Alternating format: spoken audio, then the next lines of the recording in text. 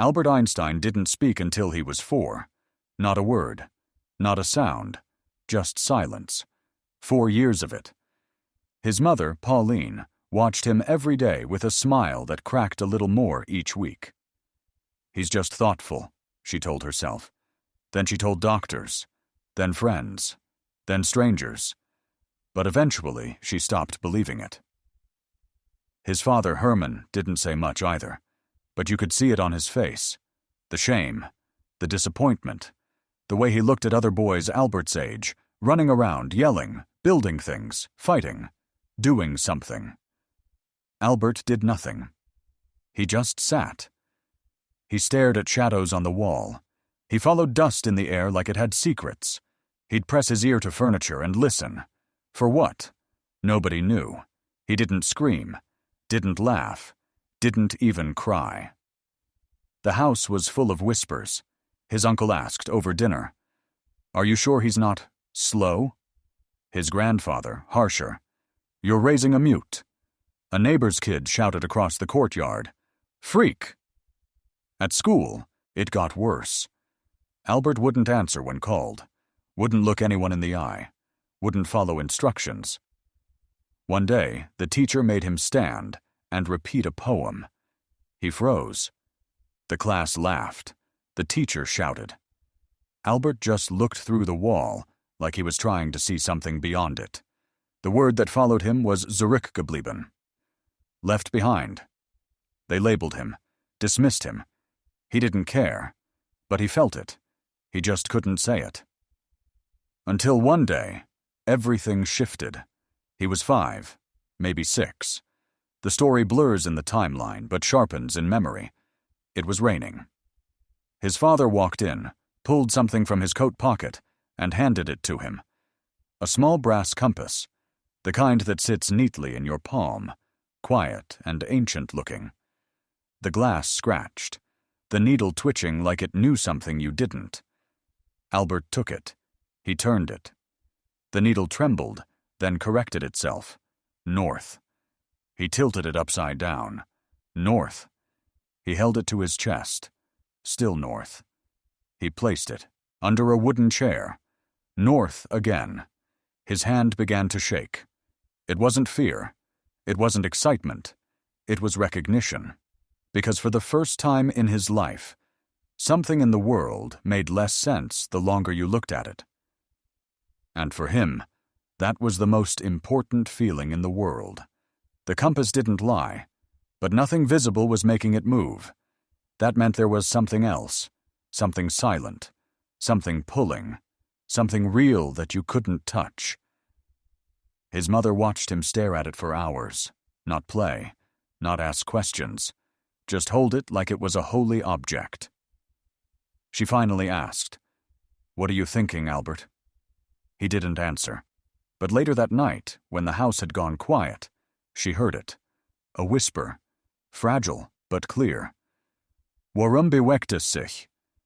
Why does it move? Not what is it? Not how does it work? But why? That was his first real sentence, after 4 years of silence. And it wasn't about food or toys or attention. It was about invisible forces. That's who Albert Einstein was from the beginning. Not a genius, not a prodigy, not even curious, just haunted by questions no one else thought to ask. He wasn't gifted. He was misaligned. His brain didn't point in the same direction as everyone else's. It spun, tilted, twisted, and like that compass needle, it always snapped back to the same north. Why? He didn't speak much more after that, but something had cracked open. Decades later, when the bombs fell, when the world burned in equations he helped write, when crowds begged him for meaning, he still came back to that day. That compass, that impossible needle, that invisible force. Because in that moment, everything started. And everything would come back to that question. Not what is this world, but why does it move? He wasn't broken. He was just already listening to something the rest of us hadn't heard yet. A frequency deeper than language, a signal behind the static. And once you tune into that, you don't get to go back. You either follow it all the way, or live your whole life deaf to it. Einstein never looked away. Even when it tore him apart, school didn't like Albert Einstein, and Albert didn't like pretending.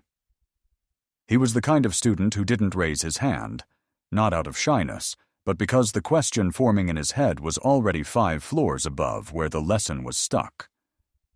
One day, his physics teacher, a rigid old man with pince-nez glasses and the confidence of someone who had never been questioned, paused mid-lecture. "Time," the man said, "is constant and absolute, independent of the observer." Albert, 15, said, "Are you sure?" The class froze. The teacher blinked. "Excuse me?" Albert leaned forward. "What if you're moving near the speed of light? Would a clock still tick the same way for you as it does for someone standing still?" The teacher scoffed. "You're confusing science fiction with science, Herr Einstein." Albert smiled. "No, I think you're confusing certainty with laziness." That got him kicked out of class. He didn't care. What bothered him wasn't the punishment. It was the realization that truth had no seat at the front of the room. He kept noticing it, again and again.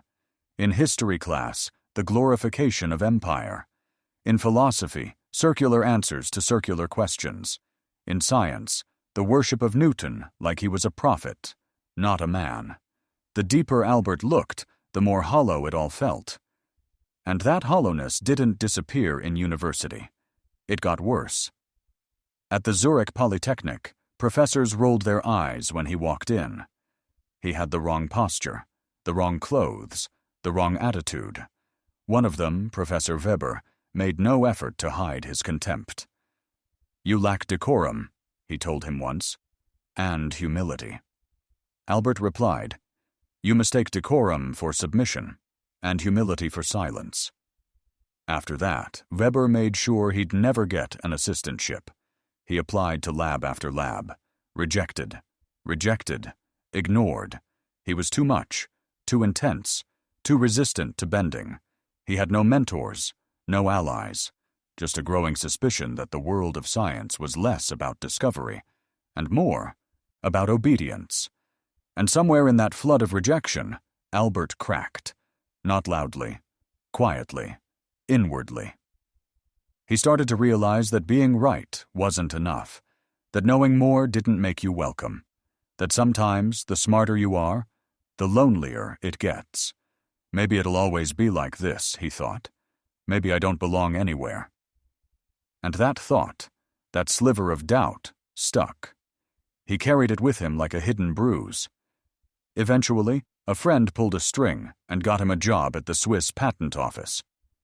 Technical expert, 3rd class. Which was generous, because the job mostly involved reading nonsense.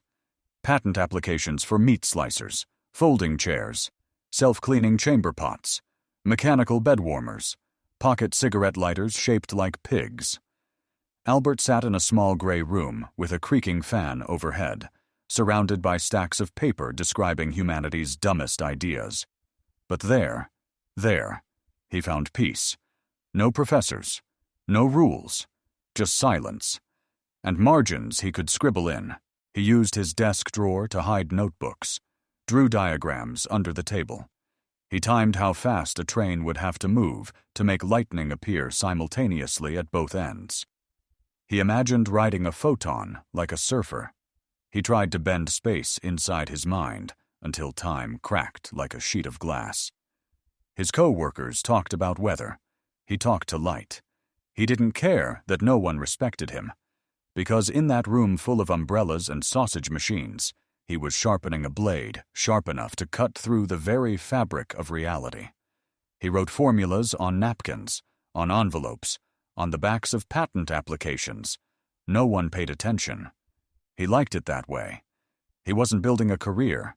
He was building a counter-system, a place where truth mattered more than titles. One day, he wrote in the margin of a notepad, "If a system is designed to reject the truth, then don't fight to be accepted by it. Rewrite the laws from the outside."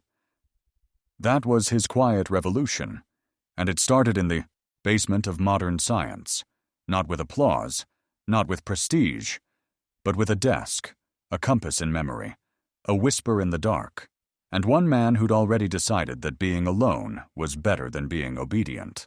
1905, the year Albert Einstein shot the universe in the face, 4 times, in 12 months, without a lab, without a team, without funding. From behind a desk in a dull government building that smelled like ink, paper, and mediocrity. They called it his annus mirabilis, the miracle year. But for Einstein, it wasn't a miracle. It was what happened when you stopped pretending the old gods still made sense. Shot 1, the photoelectric effect. The textbook said light was a wave. That was the rule. Everyone nodded. Everyone cited Maxwell. Everyone kept publishing papers based on it. Einstein said, maybe not. Maybe light comes in little packets, quanta, energy bullets. The reaction? The German physicist Philipp Lenard literally laughed and said, "This is not physics. It is fantasy." The Annalen der Physik published the paper anyway, mostly because the editor owed Einstein a favor. Within weeks, younger physicists were passing it around like a forbidden book. Some tore it apart. Some went silent. But a few, just a few, stared into the page like it had opened a crack in the wall. Einstein didn't respond to critics. He didn't argue. He just kept writing. Shot 2. Brownian motion, dust particles, pollen, little things jerking around under a microscope like they were possessed. Physicists shrugged. Randomness, they said. Thermal stuff. Einstein said, "No, those are atoms, hitting each other, colliding, over and over and over. That's what you're watching." Then he did something worse than propose a theory. He proved it, mathematically, mechanically, inescapably. Until then, atoms were just philosophical. Now? You couldn't ignore them. Chemistry departments panicked. Half of them had to rewrite their entire frameworks. Wilhelm Ostwald, one of the most respected chemists in Europe, wrote in his diary, "It's as if the boy has slapped the very face of reason.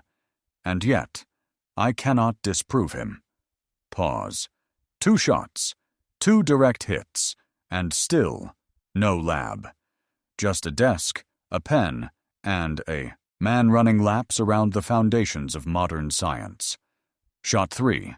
Special relativity. This one broke people. He said, "There is no such thing as absolute time.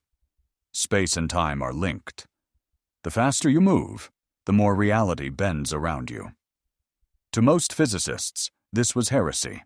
Max Planck, Einstein's only real supporter at the time, wrote to a colleague, "The implications are terrifying. Either he is wrong, or we have to rewrite everything." Hendrik Lorentz, one of the fathers of classical physics, simply stared at the paper and said, "My God, the child might be right." A few tried to argue, but they couldn't find the holes. He had taken Newton's clean, cold, comforting universe and turned it into something slippery, weird, and dependent on perspective. Everything was relative now, and if that didn't scare you, you weren't paying attention. Shot 4. E equals mc squared. The quiet one. It came almost like a footnote. Energy equals mass times the speed of light. Squared. On paper? Elegant. Almost too clean. But the implications? Monstrous. It meant that a speck of matter, something invisible to the eye, held within it enough energy to tear a city apart. No one knew it then. But Einstein had just written the blueprint for the atomic bomb. A short equation, in a small journal, published by a junior clerk at the Swiss Patent Office. No explosion, no announcement. Just a pen scratching quietly. While outside, the world kept believing time was fixed and light was a wave.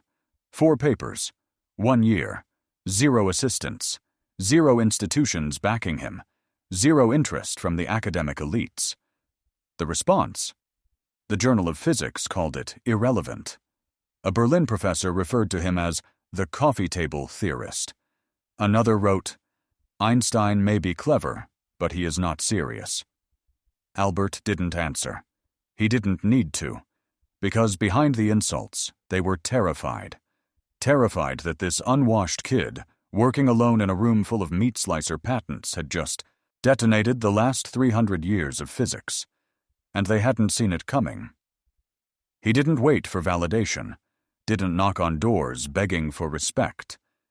He bypassed the temple and lit the sky on fire. And when they finally asked him how he did it, how a clerk with no lab and no grants had cracked the code of the cosmos, he said, "I have no special talent. I am only passionately curious." But the real answer? He stayed with the questions longer, and while the rest of the world waited for science to catch up, he simply turned around and made it chase him. By the late 1920s, Einstein had already bent the spine of physics. Space and time were no longer absolutes. Mass and energy were twins. The speed of light was law. But then came the revolution he couldn't stand to watch. Quantum mechanics. Not neat, not predictable, not beautiful. It said, reality isn't fixed. It said, particles don't have positions until you look at them.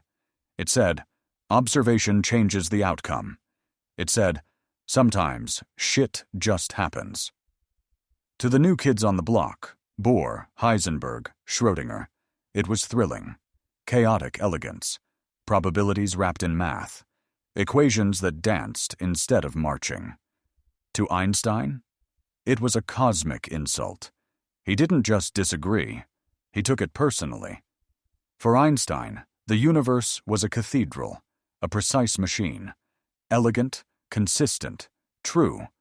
Quantum mechanics? It felt like graffiti on the walls of that cathedral. He went to the famous Solvay conference in Brussels, 1927. The top minds of physics all gathered in one ornate room. Thick suits, tobacco smoke, blackboards, scribbles, sweat. And there the war began. Bohr stood up and explained the weirdness of the quantum world, wave-particle duality, the observer effect, superposition. Einstein listened, stone-faced, then stood. "Let me get this straight," he said. "If I measure a particle over here," he tapped the board, "then instantly the state of a particle over there is defined, even though no information could have traveled that fast?" Bohr nodded. "Correct." Einstein's eyes narrowed. "That means the result was already decided before the measurement. You're saying I have no choice, that everything I do here is already encoded somewhere I can't reach." Bohr tried to interject. Einstein raised a hand. "Or worse, you're saying it isn't decided until I look at it, that the universe is waiting to see what I choose." Bohr smirked. "Precisely." Einstein stepped forward. Calm. Cold. "Then tell me, Niels, when you aren't looking at the moon, is it still there?" The room went silent. Pauli chuckled. Heisenberg looked down. Schrödinger sipped his drink. Bohr answered, "You are refusing to accept the natural limits of knowledge." Einstein snapped, "No, I'm refusing to build a theory on ignorance." Later, over coffee, Bohr tried to make peace. "Albert," he said, "you must accept that nature is not obligated to make sense to us." Einstein looked out the window. "I don't care what nature owes us. I care that somewhere beneath all this madness, there's a law. One law, a thought, a line. And I'm not going to stop until I find it." That night, Einstein couldn't sleep, so he began sketching a thought experiment on hotel stationery. It would become the EPR paradox. 3 names: Einstein, Podolsky, Rosen. But really it was one message, directed squarely at the quantum crowd. If 2 particles are entangled, and I measure one, the other reacts instantly, faster than light. That means either A, the world is non-local, or B, quantum mechanics is incomplete. Translation? Either reality allows spooky action at a distance, or quantum theory is bullshit. Bohr's reply. A shrug. Then a deep sigh. Then this: Albert, stop telling God what to do. The room laughed. Einstein didn't, because this wasn't a game for him. He wasn't here to win arguments or write flashy papers. He was still chasing that compass, that needle, that whisper from childhood. He wasn't looking for formulas. He was looking for the mind of God. And God, to him, wasn't some bearded man or divine judge. It was symmetry, beauty, precision. It was the rule beneath the randomness, the design under the noise. He saw quantum theory as a betrayal. Heisenberg, Schrödinger, even Bohr, they were willing to say, "We'll never know." Einstein, he wasn't wired to accept that. He once said, "I want to know his thoughts. The rest are just details." And that line wasn't romantic. It was a confession, because slowly, painfully, he began to see what was happening. Physics, the field he'd rebuilt, was moving on. It didn't care about certainty anymore, didn't care about beauty, didn't care if it made sense. It just cared if the math worked. Einstein stood alone, brilliant, stubborn, unyielding, holding on to a vision that the universe had a soul, that there was a final, clean answer. But the noise only grew louder. Superpositions, probabilities, multiverses. And Einstein? He kept trying, kept arguing, kept hoping. But deep inside, a crack was forming. What if the dice were real? What if chaos was the rule, not the error? What if the cathedral was never built at all? Still, he refused to stop. Because to him, science wasn't about utility. It was about truth. And truth, real truth, doesn't gamble. 1933. Germany didn't fall overnight. It rotted, brick by brick. Swastikas started as pins, then became banners, then became laws. People laughed, then looked away, then disappeared. Einstein didn't wait for the storm. He saw it coming. They were already burning his books in public squares. Torchlight, applause, laughter. His name shouted like a curse. He opened a copy of Der Stürmer. His photo stared back at him, captioned, "Noch nicht aufgehängt." Not yet hanged. He understood. He didn't pack slowly. He didn't say goodbye. He slipped out the side door of history, like someone escaping their own funeral. America greeted him with polite admiration and political suspicion. He arrived with a single suitcase and a heavy silence. A reporter asked him, "What country do you claim now?" He answered, "I no longer belong to any country. I belong to reason." But even reason was cracking. Whispers reached him in early 1939. Letters, rumors. German scientists, his former colleagues, were splitting atoms. Not in theory, in practice. And Einstein, sitting by a window in Princeton, saw it all in numbers. Critical mass, chain reaction, blast radius, fallout, death per square mile. He didn't need proof. He had equations, and they never lied. He called Leo Szilard. "It's not just a possibility," Szilard said. "It's a plan." That night, Einstein couldn't sleep. He walked back and forth in his small study, a half-empty mug of tea, rain tapping the window, his old compass on the desk, still pointing north. He sat, hands trembling, then reached for a pen. The letter he wrote wasn't long. One page, addressed to Franklin D. Roosevelt, dated August 2nd, 1939. In it, he warned, "Germany may be attempting to build atomic bombs. America must act first. Time is short." He stared at the page. A single line in his head repeated over and over. "This will not save the world, but it might delay its end." He signed his name. Albert Einstein. That letter was a fuse. Roosevelt read it, raised an eyebrow, then picked up the phone. Within weeks, the Manhattan Project was born. Desert labs, barbed wire, secret cities, Oppenheimer, Fermi, Teller, plutonium, uranium. Silence. Einstein? He was left outside the fence, considered too much of a political risk. too opinionated, too Jewish, too loud. The irony burned. He started the fire, and they didn't even let him watch it burn. But they had his math. That's all they needed. For 6 years, he heard nothing. Then, August 6th, 1945. He was sitting at home when the news broke. Radio crackled in the kitchen. His housekeeper shouted, "Professor, something's happened, Japan!" Einstein turned the dial. Static. Then a voice. "An atomic bomb has been dropped on Hiroshima. Complete destruction. Estimated 80,000 dead." He didn't move. He didn't speak. His tea sat untouched. He simply listened, eyes wide, face still. Then, finally, one whisper. "If I had known, I would have become a watchmaker." He didn't mean it as a joke. He meant, I would have built things that kept time, not ended it. Later, in a letter, he wrote, "I do not consider myself the father of the bomb, but I do know I lit the match." He wasn't on the plane. He didn't drop the bomb. But his fingerprint was on it, carved into every atom that split. E=mc², once a quiet line in a paper, now a roar across the Pacific. He received letters from politicians. Some praised him. He didn't answer. He received telegrams from colleagues. Some thanked him. He threw them away. He received hate mail. He read every word. In private, he wrote, "One cannot look at what we have done and call it progress. Only efficiency. Death made faster." He walked through the university in Princeton and saw students smiling at him, holding books that bore his name.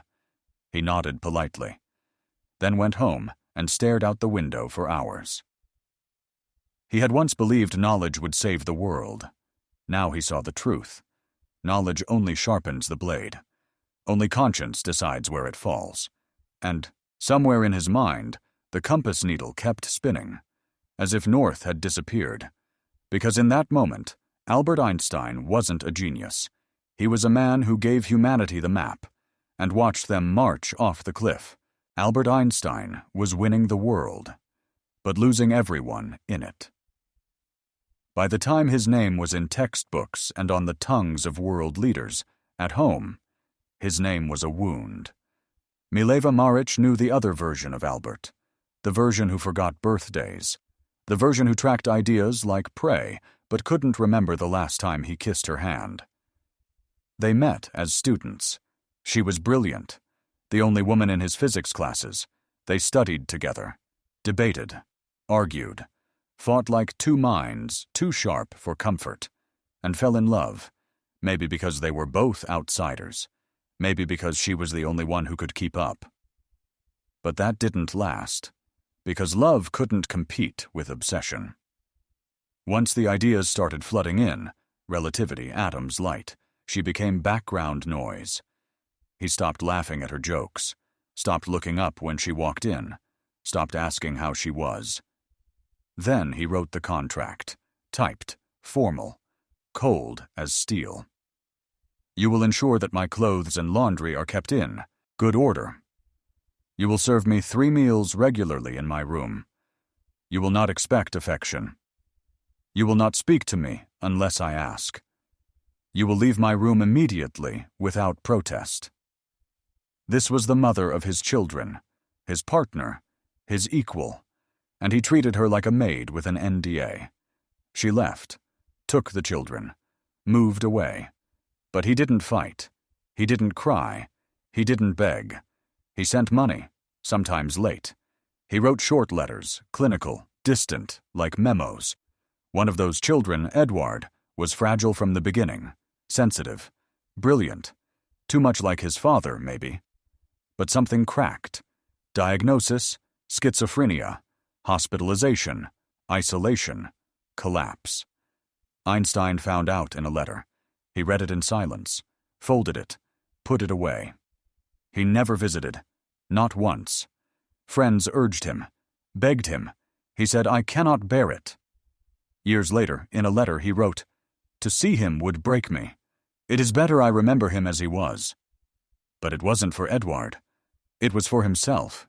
The same man who traveled across oceans to escape fascism couldn't get on a train to see his son. At the same time, he was handed the Nobel Prize. Flashbulbs, champagne, headlines. He stood on a stage, applauded by nations. But in Zurich, a boy sat behind locked doors, asking why his father never came. At home, Einstein remarried. Elsa, his cousin. Not for love, for simplicity. She managed his schedule, his food, his laundry, his mail. She knew the rules. He had affairs. Wrote love letters to other women in the same ink he used for equations, sometimes even in the same envelope. He once told a lover, "My heart is yours. My mind belongs to the universe." The line sounded poetic, until you realized it was just another way of saying, "I don't have room for anyone else." He was fire. He burned everything near him. Geniuses aren't saints. They're storms. They destroy things, even when they don't mean to. And when the storm passes, all that's left is silence. Elsa died before him. So did Mileva. Eduard remained in the hospital, forgotten. Einstein grew older, more famous, more revered, more alone. He once said, "It is strange to be so universally known and yet so utterly alone." He could explain black holes. He could explain gravity. He could explain how the universe bends. But he couldn't explain why love felt so far away. No awards for that. No equations. No absolution. Just a long, silent hallway. And a door he never opened. By the 1950s, Einstein was a myth. But myths don't bleed. They don't pace their kitchens at 3 a.m. clutching letters that no one will answer. He was still in Princeton, still sharp, still writing, but not equations, letters, pages and pages, to politicians, to editors, to professors, to people who would never read them. He didn't care. He was trying to stop the avalanche. He wrote to Roosevelt, to Truman, to Bertrand Russell, to Nehru, to strangers who wrote him from bunk beds in Missouri, asking if the Soviets would blow up the world. The answers were always the same. Disarm or die. Think before it's too late. Stop pretending this is a game. In 1950, he wrote, "The release of atomic energy has changed everything except our way of thinking, and thus we drift toward unparalleled catastrophe." He didn't shout. He warned, but the world had moved on. Faster jets, bigger bombs, red phones, Cold Wars. Every year, new headlines. Every year, more silence. A student once knocked on his door with a camera and said, "Can you stick your tongue out, Professor?" Einstein blinked. Did it. The photo went viral, 1950s style. Magazines, posters, mugs. And that was it. That was the new Einstein. The man who used to terrify empires, reduced to a quirky image on a dorm wall. The same year, he sat down with trembling hands and wrote a final public appeal. There is no escape. The choice is between peace and total destruction. Nobody ran it on the front page. Young scientists wrote to him asking for advice on career paths. He replied, "Don't become a man of success. Become a man of value." The reply got 34 likes on a quote page 70 years later. But at the time, no one listened. He said, "I speak to everyone and no one. That is the fate of a warning." In the evenings, students would gather outside his house, not to talk, to take pictures. They'd knock, smile, say, "We just wanted to say hi. Can we get a photo?" He'd open the door, smile back, stand beside them, let the flash hit his eyes. Then he'd walk back inside, to a chair, to a stack of letters, to the same silence he'd been yelling into for 20 years. One day, a group of visiting scholars asked what he was working on. He pointed to his desk, said, "A letter to the president, again." They laughed. He didn't, because while the world had rebranded him into a T-shirt, he was still trying to hold the match away from the fuse. He wasn't a physicist anymore. He was a siren. A flickering red light on a highway everyone was speeding down with their eyes closed. He said, "I do not know how World War III will be fought, but World War IV will be fought with sticks and stones." The line sounded poetic. It wasn't. It was a death sentence, signed in silence. Because no one was answering his letters anymore. They were too busy preparing for the next war. He once wrote, "The problem is not the bomb. The problem is the heart of man." By then, his heart was tired. His hands shook when he held the pen. But still, he wrote. Because deep inside that aging frame, still sparking, still burning, was the boy with the compass, still asking, "Why does it move?" Only now, he knew the answer. We're not being pulled by nature anymore. We're being dragged by ourselves. And Einstein, the man who once split the universe with a thought, could only sit in his chair, holding another unanswered letter, and hope, for once, someone listened. Albert Einstein died at 76, in a hospital room in Princeton. No family, no speeches, no tears, just a doctor, a clipboard, and silence. He came into the world in confusion. He left it the same way. His last breath was quiet, his eyes closed, the room still. And then, Thomas Harvey walked in, pathologist, ambitious, not famous, not special, just another hospital man doing a job. He unzipped the body bag, checked the records, paused, looked at the body of the man who once rewired reality. And then he made a decision, not a quick one, not a loud one, but one that echoed for decades. He cut open Einstein's skull, lifted the brain out, held it, weighed it, examined it, then kept it. No one told him to. No one gave permission. He just did it. Later, when asked why, he said, "I just wanted to understand what made him different. I thought the answer might be in there." And just like that, the brain of the century was no longer a man's. It was a project. He sliced it into 240 pieces, preserved it. In formaldehyde, in jars, in glass slides. Some he sent to researchers. Some he mailed in packages, wrapped like souvenirs. Others he kept in his basement, next to old furniture and cleaning supplies. At one point, it sat in a jar inside a beer cooler in Kansas. Years passed. He lost his job, lost his license, lost his family, but never lost the brain. He moved across the country. It came with him, in boxes, in coolers, hidden under his floorboards like contraband. Scientists studied the pieces. They wanted the secret, the source. Something, anything, that could explain genius. Was it the thickness of the corpus callosum, the density of neurons in the prefrontal cortex, the size of the parietal lobe? Maybe. Maybe not. They couldn't agree. One paper said he had more glial cells. Another said his brain had an extra fold. Then someone said it was normal. Then someone said it wasn't. The studies stacked up. The conclusions didn't. Meanwhile, Harvey aged, quietly, lived in shadows, still, guarding pieces of a man he'd never spoken to.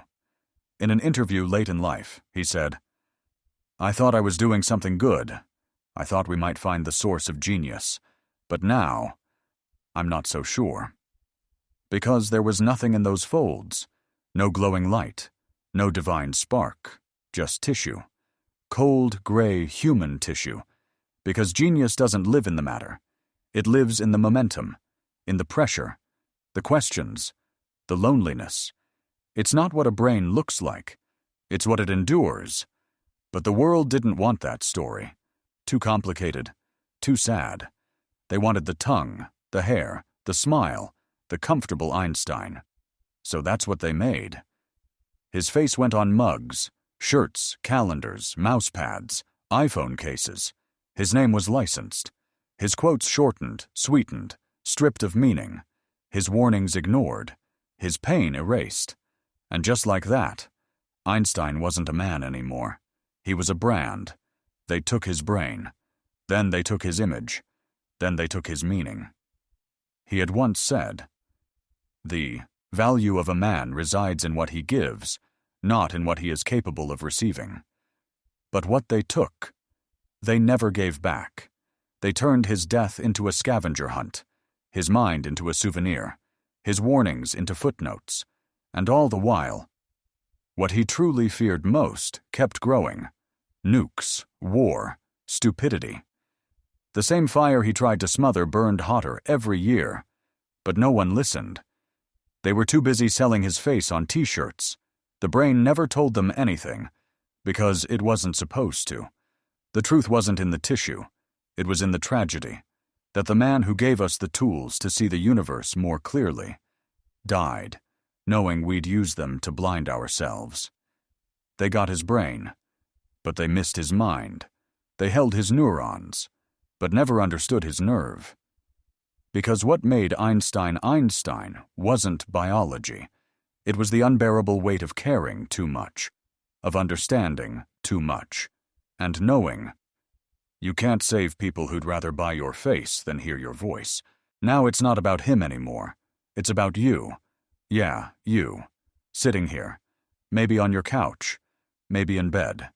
Maybe with 5 tabs open. Maybe half watching, half scrolling. You think you're smarter than average. You think reading a few big words makes you different. You think quoting genius makes you closer to it. You think intelligence is virtue. You think technology is progress. You think the world is moving forward because we've built faster chips, bigger rockets, better toys. But let's be honest. What are you really doing? You're streaming this, on a device powered by theories this man bled for, scrolling past a world burning, starving, forgetting itself in real time. And yet, you still think smart, good, that knowledge, just wisdom, that having the answer means you're right. Okay, so let's test that. If someone handed you an idea, one so powerful it could either save the world or end it, what would you do? Would you rush to publish it? Would you run to pitch it? Would you stop and think about what comes after? Because that's what Einstein did. He didn't just write equations. He stared straight into the abyss and described it with math. And he didn't walk away. He didn't monetize it. Didn't make a YouTube channel. Didn't call it Einstein OS and pitch it at SXSW. He lived it, burned in it, watched it explode. He gave us the equation. And we turned it into a bomb. He gave us a warning. We turned it into a T-shirt. He tried to scream. We turned down the volume. And now we worship him. Not because we understand him, but because we've flattened him. Into merch, into memes, into trivia. You want to be a genius? Cool. But are you ready to be hated for what you see? Are you ready to be alone with a truth no one wants to hear? To be misunderstood by the people who praise you? To be broken by the very thing you love? Are you ready to watch the world take your idea, twist it, weaponize it, and never ask how you're sleeping? You want the quote? Then take the weight. Because genius isn't pretty. It's not noble, it's not sexy, it's fire, and it burns. Every damn thing. Cut to silence. Then one image. A young engineer in 2025. Late night. White screen. Lines of code for a new AI model. Something powerful. Powerful enough to change things. To predict elections. To rewrite law. To control truth. His finger hovers over enter. He pauses. Looks at the photo taped above his desk. Einstein. Not the tongue photo. The tired one. The one with the eyes that have seen too much. The engineer stares. His finger doesn't move. He deletes the code. Closes the laptop. Goes outside. Stands in the cold. Breathes. Just breathes. And now, back to you. You're standing on Einstein's shoulders. Right now. You live in a world powered by his work, haunted by his silence. So the question isn't, was he a genius? The question is, what are you doing with everything he left behind? What are you building? What are you breaking? Do you really want to understand the world? Because if you do, it's going to hurt. If you do, it will cost you. But if you don't, if you just want the quote, the brand, the buzz, then be honest. You don't want truth. You want trivia. So look down. You're standing on the back of a man who gave everything and barely lived long enough to regret it.